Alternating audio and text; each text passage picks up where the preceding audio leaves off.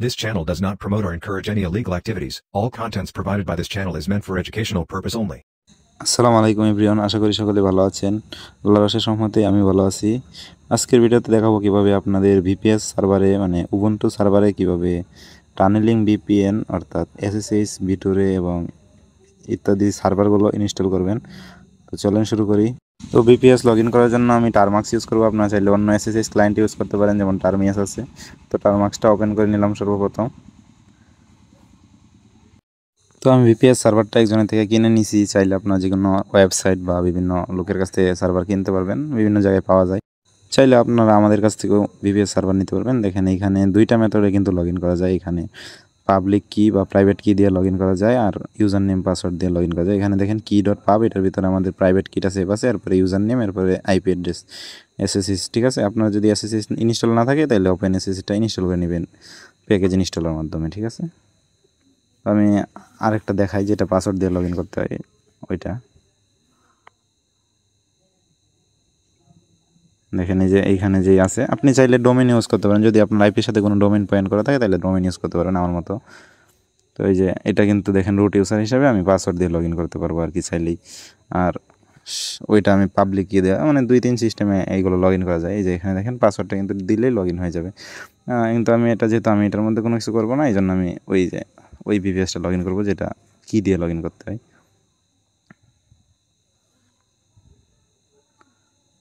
তো দেখেন এই যে এটা আমি কি দিয়ে লগ ইন করবো। ওই যে কি.পাব দেখতে পাচ্ছেন, ওটার ভিতরে আমার কিটা আছে আর কি, এসএসএস কি যেটা লাগে আর কি। তো এখানে দেখেন রুট ইউজার কিন্তু আসে না, এখানে উবুন্টু এরপরে এইরকম একটা ইউজার আসছে। তো এই জন্য আমাদের রুট ইউজারে যাইতে হবে সর্বপ্রথম, কারণ রুট ছাড়া কিন্তু সব কাজ করা যায় না। এখানে টাইপ করবো কমান্ড সুডো, এরপরে হাইপেন দিয়ে আই দিলেই আমাদের রুটে চলে যাবে আর কি। দেখেন এই যে এখানে দেখেন রুট ইউজার কিন্তু চলে আসছে। রুট ইউজারে যাওয়ার জন্য আরও কিছু কমান্ড আছে, ওই যে আরেকটা আছে সুডো এরপরে হাইফেন, এরকম কিছু কমান্ড আছে। তো আমি তো কিছু দেখাবো না আজকে, আমি আমাদের স্ক্রিপ্টটা দেখাবো। দেখেন আমি আমার স্ক্রিপ্টটা দেখাই, আমি যে স্ক্রিপ্টটা ইনস্টল করবো আর কি। তো এটার মধ্যে অনেক কিছুই আছে। এই যে আমাদের স্ক্রিপ্টের পেজ যেটা আর কি। তো এইখানে দেখেন স্ক্রিপ্টের ইনস্টলার আছে, ওইটা কপি করে নেবেন এইখান থেকে। ইনস্টলারটা কপি আমি লিঙ্কগুলো ভিডিওর কমেন্ট বক্সে দিয়ে দিব। ঠিক আছে, এটা কপি করার পর আপনার উবুন্টু সার্ভারে পেস্ট করে দিবেন। এখানে দেখেন আমি এখানে আছি রুট ইউজার হিসাবে, এটা অবশ্যই রুট হিসাবে রান করতে হইব। যে এখানে দেখেন রুট লেখা আছে। তো আমি সার্ভারের মধ্যে এটা পেস্ট করে দেওয়ার পর ইন্টার চাপবো। তো দেখেন এখানে একটা ডোমেন চাইবে, একটা ডোমেন অবশ্যই লাগবে। এখানে আপনার ভিপিএস আইপির সাথে ডোমেনটা কানেক্ট করে দিয়ে দিবেন। চাইলে ডোমেন কিনে নিতে পারেন, অথবা ডোমেন কীভাবে ফ্রিতে পাওয়া যায় সেটার একটা ভিডিও দেওয়ার চেষ্টা করব আমি। নেমচিপ থেকে যে ডোমেনটা কিনেছি ওইটার একটা সাব ডোমেন ইউজ করবো এখানে, মানে এই ভিপিএস এর আইপির সাথে পয়েন্ট করা আছে আর কি। তো এই ডোমেনটা আমি এখানে দিয়ে দিচ্ছি আর কি। এই যে এখানে দেখেন আমি একটা সাব ডোমেন ইউজ করতেছি আমার মেইন ডোমেন থেকে। এই যে শুরুতে দেখেন লোজার ডট এরপরে ডোমেন নেম আর কি। তো এরকমভাবে আপনারা একটা সাব ডোমেন চাইলে ইউজ করতে পারেন, অথবা আপনাদের মেইন ডোমেন ইউজ করতে পারেন। আচ্ছা, 1 মিনিট আমি দেখায় দিই কীভাবে আপনাদের ডোমেনটাকে আইপির সাথে পয়েন্ট করবেন আর কি। যেহেতু আমি ক্লাউডফ্লায়ার ইউজ করে ডোমেন ম্যানেজমেন্ট করি, তো এইখানে আমি ক্লাউডফ্লায়ারটা ওপেন করব। ক্লাউডফ্লায়ার থেকে ডোমেন ম্যানেজমেন্টের ডিএনএস রেকর্ড যেখানে আর কি ম্যানেজমেন্ট করতে হয় ওইখানে যাব। এটা একটু বেশি আর কি লোডিং হইতেছে আর কি, মানে ক্লাউডফ্লায়ারটা একটু স্লোই লোডিং হয়, একটু সময় লাগে। আর এইখানে দেখেন আপনাদের ডোমেন না থাকে তাইলে আপনার ডোমেন একটা কিনে নিতে পারেন, অথবা নেমচিপ থেকে ফ্রিতে একটা ডোমেন দেয়, কার্ড থাকলে নিতে পারবেন। বিভিন্ন জায়গায় ডোমেন পাওয়া যায়। এইখানে দেখেন এই যে লোজার নামে যেটা আছে সাবডোমেনটা আমি ক্রিয়েট করে রাখছি, যে আইপিটা এখানে পয়েন্ট করা আছে। যে এইখানে টাইপের জায়গায় দেওয়া আছে। ঠিক আছে, এখানে প্রক্সিটা অফ করা আছে, এগুলো আপনি দেখে নেন। সব কিছু এরকমভাবে পয়েন্ট করবেন, এটা হবে ডোমেন আর কি। ঠিক আছে, এখানে এতে পয়েন্ট করতে হবে ডোমেনটা। আর একটা আছে এনএসটাও এখান থেকে করা যায় আর কি, স্লো ডিএনএসের জন্য। তো এই ডোমেনটা আমি এভাবে পয়েন্ট করে রাখছি। এই যে আমার মেইন ডোমেনের সাথে সাব ডোমেন এই যে লোজার নামে পয়েন্ট করে রাখছি।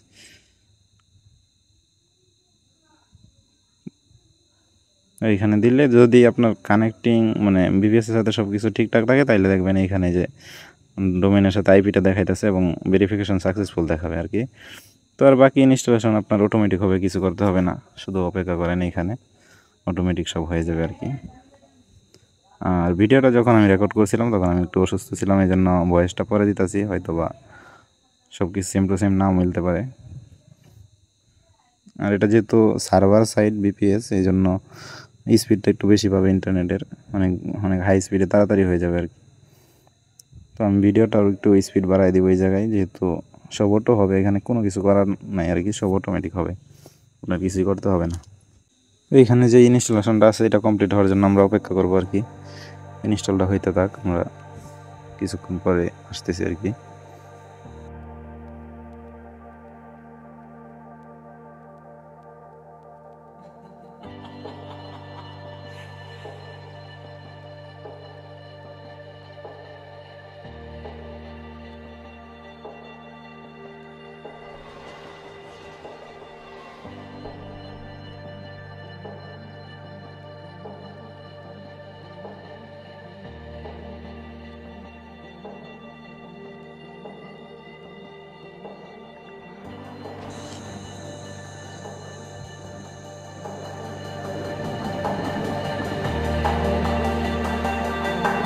প্রায় শেষের দিকে ইনস্টলেশন, প্রায় শেষের দিকে।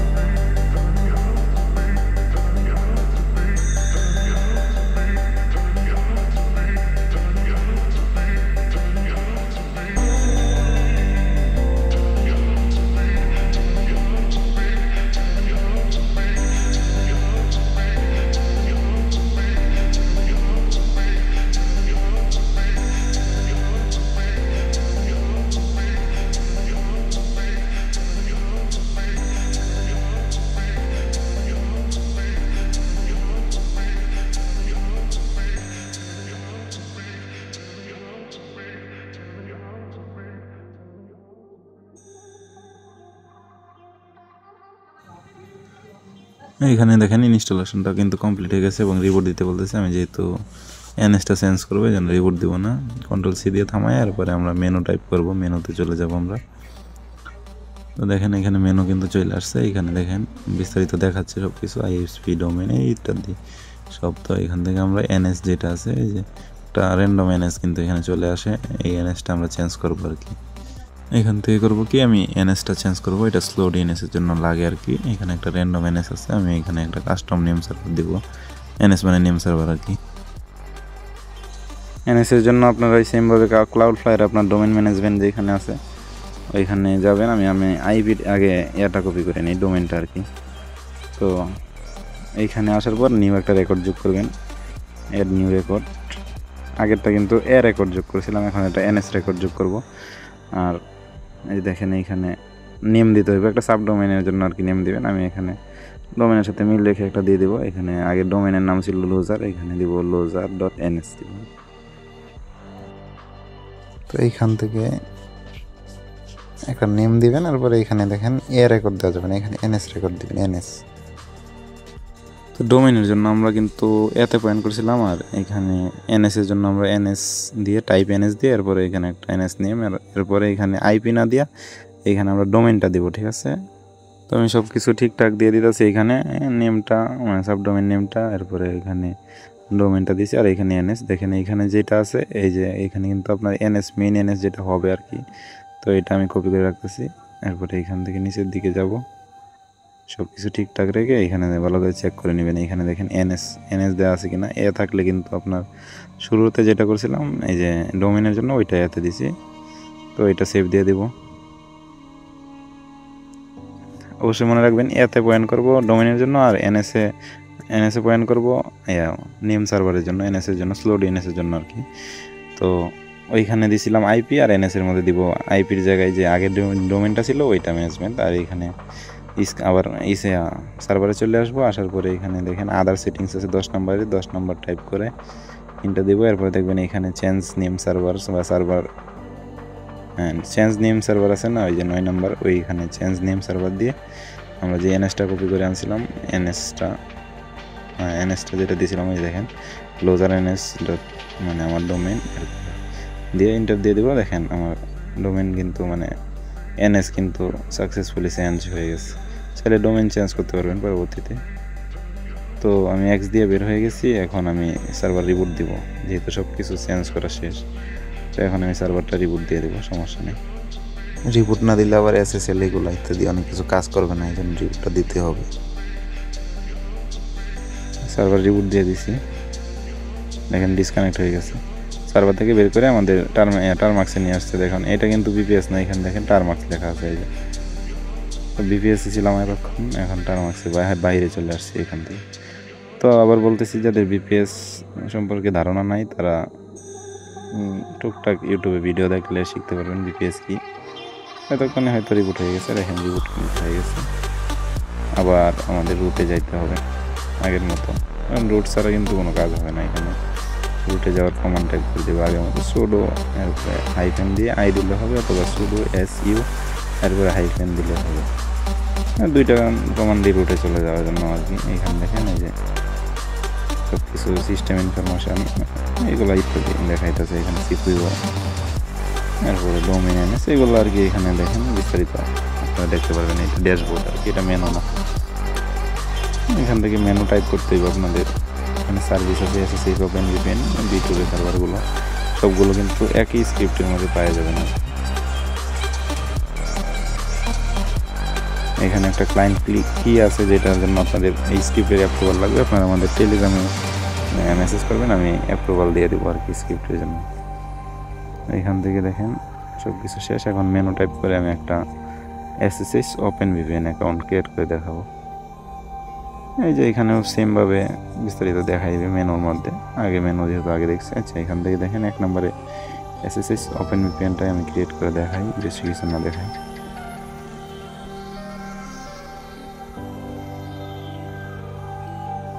যে এখানে বিস্তারিত সব মেনু আছে, আপনারা সব কিছু বিস্তারিত দেখে দেবেন। এক ভিডিওতে সব কিছু বলা বা দেখানো সম্ভব না। এখানে একটা ইউজার নেম পাসওয়ার্ড দিয়ে আমি একটা SSH OpenVPN অ্যাকাউন্ট ক্রিয়েট করে নিই।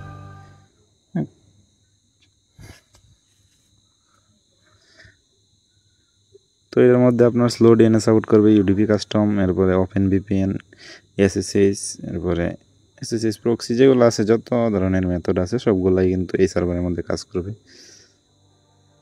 তো আশা করি বুঝতে পারছেন।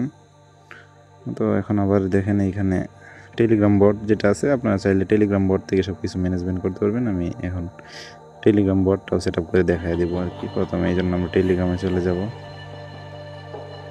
এরপরে বট ফাদারে চলে যেতে হবে। বট ফাদারে যে দেখেন বট ফাদার এই নামটা লিখে সার্চ করবেন, সঠিকভাবে বানান লিখতে পারলে এখানে ব্লু ভেরিফিকেশন ওলা বট ফাদারটা পেয়ে যাবেন আপনারা। এখান থেকে একটা বট ক্রিয়েট করে নেবেন। এই যে বট ফাদার ইউজার নেম আছে এখানে,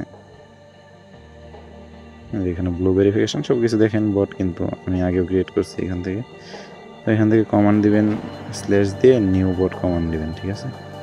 ওই যে নিউ বট, এরপরে সরি এখানে 20টা বট আমার ক্রিয়েট করা হয়েছে এই অ্যাকাউন্ট থেকে, আর হবে না। এই জন্য আমি অন্য অ্যাকাউন্ট থেকে করব। ইউজার নেমটা যেহেতু আমি কপি করে নিছি আগেই, তো আমি অন্য একটা অ্যাকাউন্ট থেকে আসতেছি। এই যে দেখেন বট ফাদার,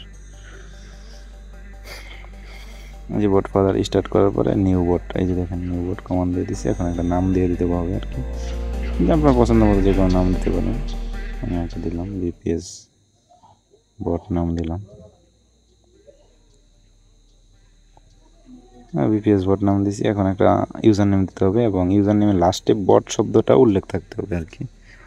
এমন একটা ইউজার নেম দিবেন যেটা কেউ ইউজ করছে না, আর অবশ্যই লাস্টে একটা বট শব্দ ইউজ করবেন। আমি একটা হিজিবিজি দিলাম, এরপরে বট শব্দটা ইউজ করে দেখেন এই যে বটটা, এই যে দেখেন এটা দেওয়ার পরে বট কিন্তু লাস্টে আমি উল্লেখ করে দিয়েছি। এটা কিন্তু ক্রিয়েট হয়ে গেছে। এখন আমরা শুরুতে এই যে দেখেন এইখানে বটের লিঙ্কটা আছে, এখানে গিয়ে বটটা স্টার্ট করব। এখন বটটা স্টার্ট দিছি কিন্তু কোনো কিছু আসবে না, কারণ বট এখনো চালু হয় নাই। এরপরে এখানে দেখেন HTTP API আছে। HTTP API এটা হচ্ছে বটের আসল জিনিস। তো এটা যদি কোনোভাবে আপনার হ্যাক হয়ে যায় তাহলে আপনার পুরো বট হ্যাক হয়ে যাবে আর কি। তো এটা সবসময় হাইডে রাখার চেষ্টা করবেন। আমি যেহেতু এটা ডেমো বট দেখাচ্ছি এই জন্য আমারটা সমস্যা হবে না, আপনারা সবসময় এটা গোপনে রাখবেন। বটটা ক্রিয়েট করার পর আপনার ইউজার নেমটা থেকে আপনার ইউজার আইডিটা বের করে নেবেন। এই জন্য আমাদের গ্রুপে গিয়ে ইনফো টাইপ করবেন, স্ল্যাশ দিয়ে ইনফো দেওয়ার পরে আপনার ইউজার নেমটা দিবেন।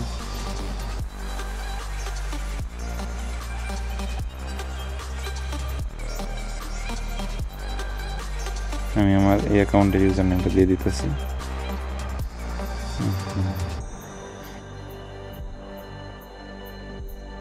এই দেখেন এখানে ইউজার নেমটা দিয়ে দিচ্ছি। আর আমাদের এই গ্রুপে কিন্তু সবসময় অ্যাক্টিভ অ্যাডমিনরা থাকে, হেল্প পাবেন। দেখেন এখানে কিন্তু ওই যে আপনার ইউজার আইডি যেটা আছে এটা কিন্তু পেয়ে যাবেন, এটা কপি করে নেবেন। আমাদের এই দুইটা জিনিস লাগবে, বট টোকেন আর ইউজার আইডি। দেখেন দুইটা জায়গা থেকে আমরা ইউজার আইডি পাইতেছি, দুইটা কিন্তু সেম ইউজার আইডি আর কি, আপনার ইউজার আইডি যেটা আছে। তো আমাদের দুইটা জিনিস লাগবে, একটা বট টোকেন আর একটা হচ্ছে ইউজার আইডি, মানে অ্যাডমিনের জন্য। বটটা শুধুমাত্র আপনার এই ইউজার আইডি থেকে অ্যাক্সেস করতে পারবেন, অন্য কেউ বটটা কন্ট্রোল করতে পারবে না। এখানে আমি বটনার 7 দিয়া এরপরে দেখেন ইনস্টল বট অন দিব। এইখানে দেখেন বট টোকেনটা চাইতেছে, যে শুরুতে যেটা বট ফাদার থেকে নিয়েছিলাম HTTP টোকেন, ওইটা দিয়ে দেবো এখানে। এটা অবশ্যই আপনি সবসময় হাইড্রাই রাখার চেষ্টা করবেন, এটা কখনো কারোর সামনে শো করবেন না। এরপরে আপনার যে ইউজার আইডিটা কপি করছিলেন ওইটা দিবেন গ্রুপ থেকে। দেওয়ার পরে এখানে ইন্টার দিয়ে দিলেই আপনার সব অটোমেটিক সেট আপ হওয়ার মতো সিস্টেম করে রাখছি, সব অটোমেটিক সেট আপ হবে আর কি।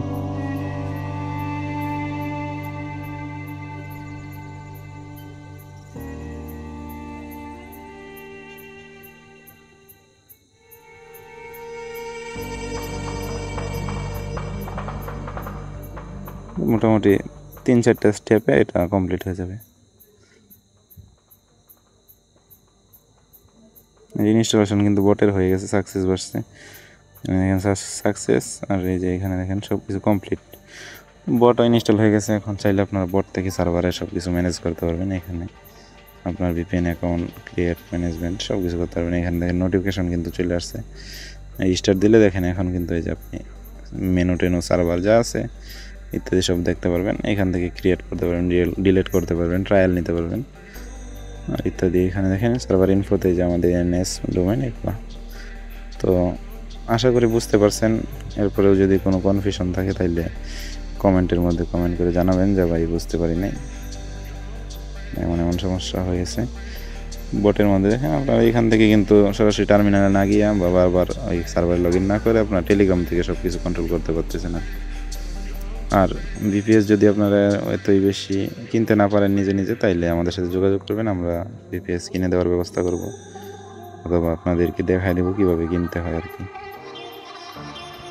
তো আজকের মতো এই পর্যন্তই, আশা করি বুঝতে পারছেন। ভালো থাকবেন, সুস্থ থাকবেন, আল্লাহ হাফেজ।